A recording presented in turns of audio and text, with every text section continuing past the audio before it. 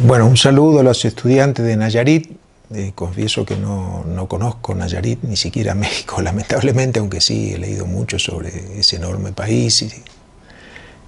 Quería comentar un poco, para empezar esta charla sobre Che Guevara y su muerte en Bolivia, rememorar cómo estaba el mundo en esa época. Yo, en lo personal, vivía en Buenos Aires, era estudiante secundario, y para mí la muerte del Che fue como una revelación, como decir, bueno, algo distinto es esto, no sé qué, no entendía bien sus ideales, pero sí me di cuenta que era algo totalmente extraordinario, fuera de lo común, y ese es el mensaje un poco que llegó a la gente. Pero tampoco fue un hecho aislado, que solo el Che Guevara. En ese momento estaba pasando de todo en el mundo, había una transformación profunda que se estaba gestando. Uno de ellos era la guerra de Vietnam, que tenía y tuvo posteriormente enormes efectos en Estados Unidos, hasta culturales, digamos, los Beatles, el fenómeno de los hippies, es decir, había un montón de fenómenos. Poco después, el año siguiente, se produjo la rebelión de los estudiantes en Francia, el año 68, en realidad meses después de la muerte del Che. Y también la invasión soviética, la invasión de la Unión Soviética a Checoslovaquia para ahogar un experimento de democracia socialista.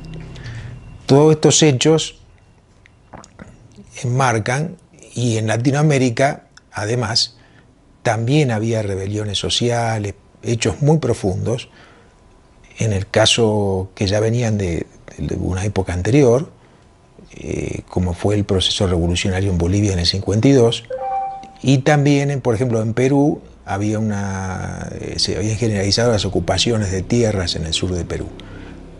Bueno, estos hechos enmarcan una situación donde una Latinoamérica dominada por dictaduras militares, apoyadas por Estados Unidos.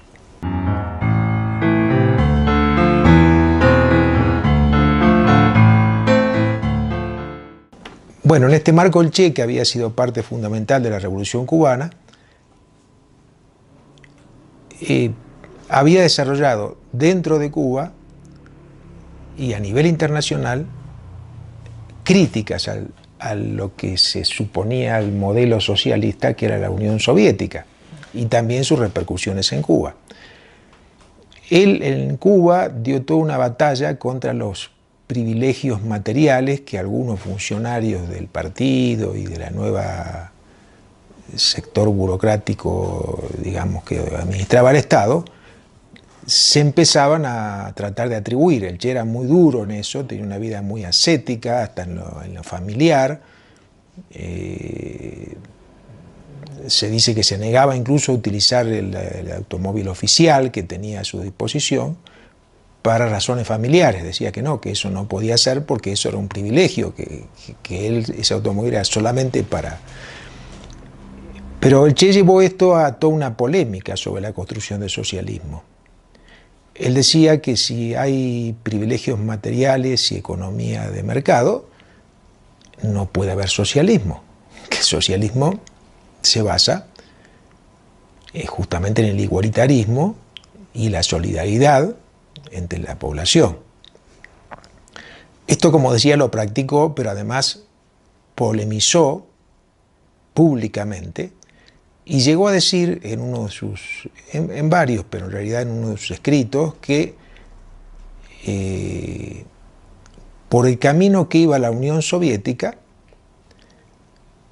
de establecer reformas de mercado y permitir grandes empresas capitalistas, se volvía al capitalismo.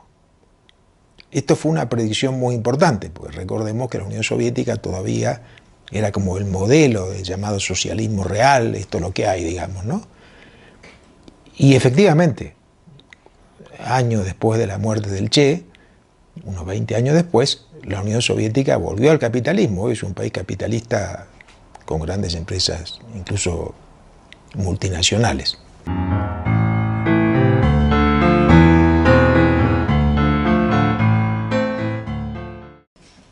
como decía el Che, planteó el debate sobre qué es el socialismo. Y esto de qué es el socialismo es un debate muy actual. Es decir, ocurrió en la época del Che, pero es un debate muy actual cuando resurge en todo el mundo la campaña de que el socialismo fracasó, de que no sirve, de que, por lo que vimos que está pasando, por ejemplo, en Venezuela, que es un país que se dijo socialista, en cierto momento, el Che planteó en este sentido muy claro, como dije antes, en relación a los privilegios materiales dentro de Cuba, dentro de la Unión Soviética, y también en relación a qué es la economía socialista. Él entendió, y hay una frase famosa que él la planteó y que después muchos como que la borraron: o revolución socialista o caricatura de revolución, dijo.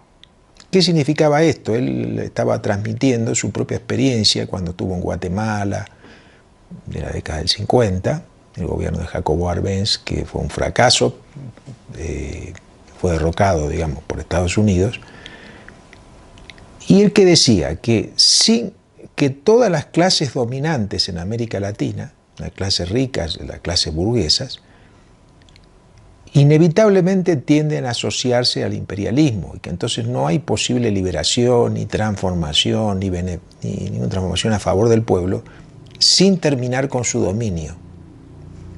Y por supuesto de las empresas imperialistas. Es decir, el Che decía que el socialismo no son discursos. No es que alguien pueda decir, bueno, soy socialista porque no sé. No, que eso se había que practicarlo. Y practicarlo era tanto en lo personal, consideraba él, en su vida, en su forma de vivir, pero sobre todo en la economía.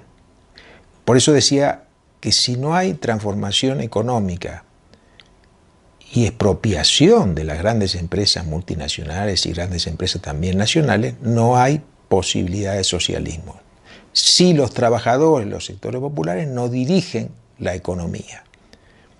En esto fue muy claro, muy enfático, por eso hoy llama la atención que haya gobiernos como el de Venezuela, como el de propia Bolivia, que enaltecen al Che, que está bien que lo hagan, digamos, pero olvidan esta parte, porque justamente son gobiernos que conviven con grandes transnacionales.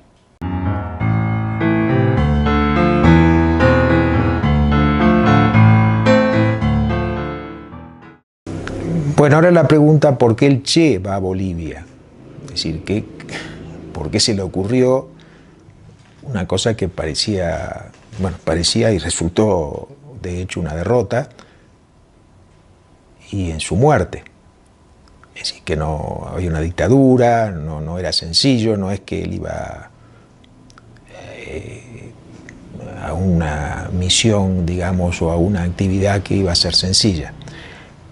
El Che, primero hay toda una discusión sobre por qué se va de Cuba.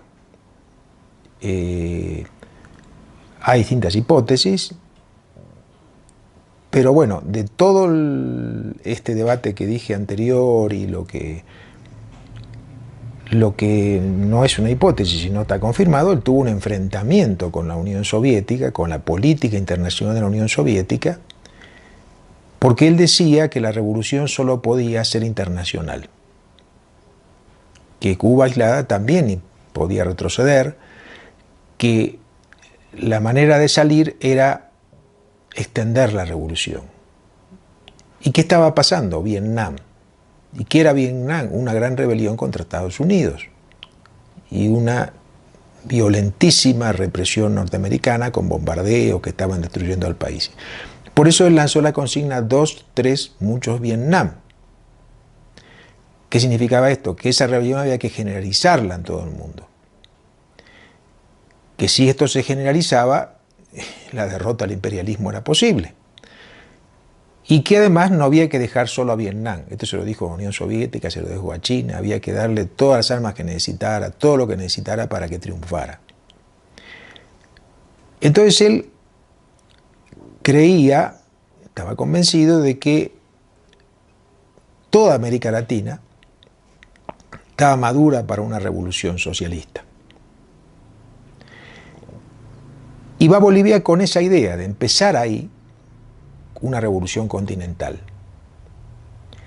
Dicho así, a la distancia parece un proyecto, bueno, digno de Don Quijote de la Mancha enfrentando a los molinos de viento, pero el Che se basaba en todos estos procesos que estaban dando en América Latina de rebeliones, y entonces va a Bolivia con ese convencimiento, ¿no es cierto? Pero también se va de Cuba porque todo indica que hubo un acuerdo con Fidel, porque él molestaba en las relaciones de Cuba cada vez más estrechas con la Unión Soviética. Era como decía, bueno, era una espina molesta. Y entonces se va, es decir, Fidel lo ayuda, le da algunos hombres, pero se va bastante desguarnecido. Y va a Bolivia, donde el propio PC, que supuestamente tenía que apoyarlo, encabezado por Mario Monge, más bien lo aisló, es decir, lo dejó solo. Y va a una Bolivia con una tradición de insurgencia obrera, de rebelión obrera, muy impresionante. Bolivia fue el único país de América, mejor dicho, no el único, pero uno de los pocos, que destruyó al ejército. Y lo destruyó con una insurrección obrera. Esto pasó en Cuba, con la Revolución Cubana, pasó en ciertos momentos en Nicaragua, pero en Bolivia esto fue quizá el proceso más profundo, que no terminó en una revolución socialista, pero sí en años de milicias obreras, que no había ejército, y una tradición de sindicatos armados. Los sindicatos todos en Bolivia, algunos hasta la actualidad, tienen un secretario de defensa, que es el hombre encargado de las milicias. Claro, ya no hay milicias en Bolivia ahora, pero esta era una tradición. Y esto se había cortado hacía poquito, cuando el Che va a Bolivia. Se había cortado en el año 64 con el golpe de Barrientos, que reprime violentamente a los mineros. Y cuando el Che está en Bolivia, los sindicatos mineros resuelven dar una mita, es decir, una contribución de un día de trabajo, para la guerrilla. Esto sucedió en una votación, en asamblea resolvieron eso. En Huanuni, siglo XX, en las zonas mineras, declararon incluso territorio libre, que eso era un territorio libre, que ahí no. Estamos en plena dictadura de Barrientos, es decir, no estamos hablando de un gobierno débil o... Barrientos, enterado de eso, ordena una represión violenta, y el día de la noche de San Juan es célebre en Bolivia, atacan la zona minera y produce una tremenda masacre, justamente porque temían, ya estaba el Che haciendo la guerrilla, temían que este proceso se uniera a la guerrilla del Che. La contradicción de esto es que el Che no le da mucha importancia a este fenómeno minero. Él aquí, hay lo que a mi entender es un error de su concepción, tiene una concepción militarista de que un grupo armado decidido en una zona apartada rural podía iniciar un proceso de rebelión, a similitud lo que había ocurrido en Cuba, pero en Cuba había situaciones muy distintas, que no vale ahora, no vamos a tener tiempo de desarrollar. En Bolivia él se metió en una zona donde los mismos campesinos no entendían su lucha, lo veían como alguien totalmente ajeno, digamos. Entonces era una situación muy difícil, de mucho aislamiento, y él no se vinculó, en parte porque el PC también lo aisló, a esos mineros que yo conocí personalmente años después. En el 71 vine a Bolivia y hablé mucho en las minas con los mineros, y estaba muy presente el Che. Todos los mineros decían, de distintos partidos, ¿no? De izquierda, del POR, del Partido Comunista, pero el Che debería haber venido acá, decían ellos. debería habernos pedido ayuda, ellos tenían esa conciencia todavía, años después de la muerte del Che, y esto no se dio. Es decir, toda esa tradición de lucha revolucionaria minera no pudo empalmar directamente. Sin embargo, el Che en Bolivia sigue siendo una presencia tremenda. Bueno, ahora después vamos a mencionar, el gobierno lo celebra. Hay un monumento al Che en el Alto, muy feo a mi gusto, pero bueno, ahí está el monumento, el Alto de la Paz. Y en los sindicatos,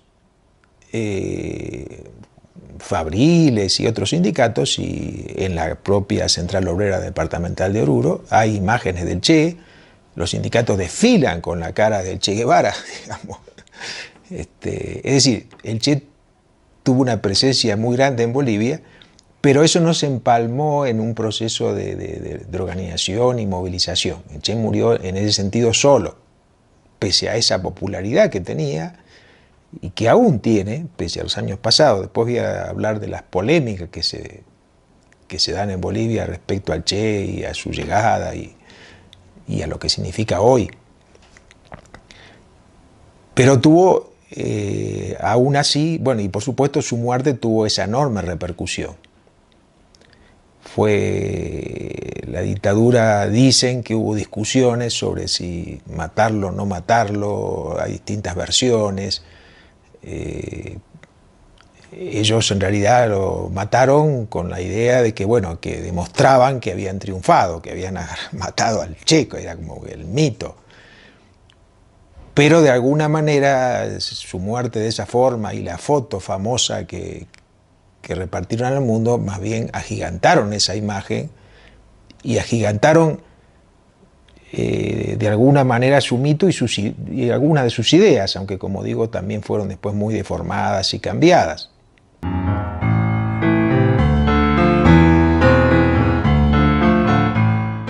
Sí, ¿qué queda del Che hoy? ¿Y qué se discute en Bolivia? Bueno, hay todo un sector, bastante grande por cierto, pero bueno, alimentado por las ideas de derecha, de que el Che fue un invasor que mató bolivianos, una especie de asesino que vino a Bolivia solamente para matar bolivianos. Eso es una de las ideas. La otra idea, la del gobierno, que es bastante complicada, porque como dije, el programa del Che, que era el socialismo, que era expulsar a las transnacionales, que era transformar la economía, en Bolivia no hay nada de eso, bajo el gobierno de Evo Morales. Si alguno piensa que en Bolivia hay socialismo, lamento desilusionarlo. No hay eso, las transnacionales siguen en Bolivia. Entonces, sin embargo, el gobierno boliviano lo ha puesto al Che como un ícono, e hizo un homenaje importante, trajo a los hijos del Che, amigos, bueno, vino un turista de todos lados, argentino, bueno, de todo el mundo, ¿no? Hablar del Che. Se propuso hacer un homenaje conjunto del Che Guevara y los militares que lo habían matado. Una cosa bastante, casi diría ridícula, en mi opinión. Le fracasó porque los militares no querían ir, entonces hizo por separado. ¿Y por qué esto? Bueno, porque el gobierno, esto no es para ahora desarrollar, pero sí trata de cultivar esa imagen de que es de izquierda, que continúa los ideales del Che, del socialismo y todo eso, cuando practica todo lo contrario. Entre otras cosas, defender al ejército. Y estamos hablando de un ejército de una dictadura feroz, que era la de Barrientos, que acababa de masacrar a los mineros. Bueno, el gobierno acaba de hacer un acto de homenaje a esos militares. Ahora, ¿qué queda del Che entonces? Bueno, obviamente como dije, está presente por lo menos su idea en sectores de la clase trabajadora. Tratan de más bien la derecha de borrarlo, de que no existe más. Y el gobierno de vaciarlo, digamos, utilizarlo como una imagen de apoyo al gobierno. pero sin contenido. Sin contenido, ¿qué quiero decir? El Che era una lucha contra las transnacionales, contra el imperialismo, contra la burguesía. No era un señor que hablaba de socialismo como lo puede hablar de cualquier cosa. No. Y eso no está presente en Bolivia, en el gobierno boliviano. Eso está clarísimo. Ahora, la otra cara de eso es que Bolivia, pese a los cambios, pese a transformaciones de la infraestructura y caminos mejores, sigue estando en la pobreza. Gran parte de la población boliviana. Sigue siendo uno de los países más pobres de América, sigue teniendo una salud pésima. Por ejemplo, es decir, los hospitales no son gratuitos, y esto después de muchos años de gobierno que se dice socialista. Bueno, el Che decía que para terminar con esto justamente había que hacer una revolución socialista, con el contenido que antes expliqué. Y esto es lo que no se hizo en Bolivia. Por eso para nosotros a 50 años las ideas del Che, el nudo de estas ideas que para mí era esta revolución socialista, siguen totalmente vigentes. Es decir, no era un loco romántico, que fue la versión que un poco se trató de dar, buena persona, pero una lucha sin destino, que fue a morir así por su ideal, ¿no es cierto? Que fue la gente más, vamos a decir, la leyenda dorada, la leyenda del Che, ¿no? No, no fue eso. Él fue un revolucionario. Tampoco fue un asesino. El Che obviamente mató gente, pero eso no significa asesinato. Todas las revoluciones han matado gente. Es decir, y la gente que mató, la mató en combate. Es decir, él siempre respetó a los prisioneros. Y entonces, esto también, esta campaña apunta a decir las revoluciones no sirven. Y las grandes mejoras humanas partieron de revoluciones.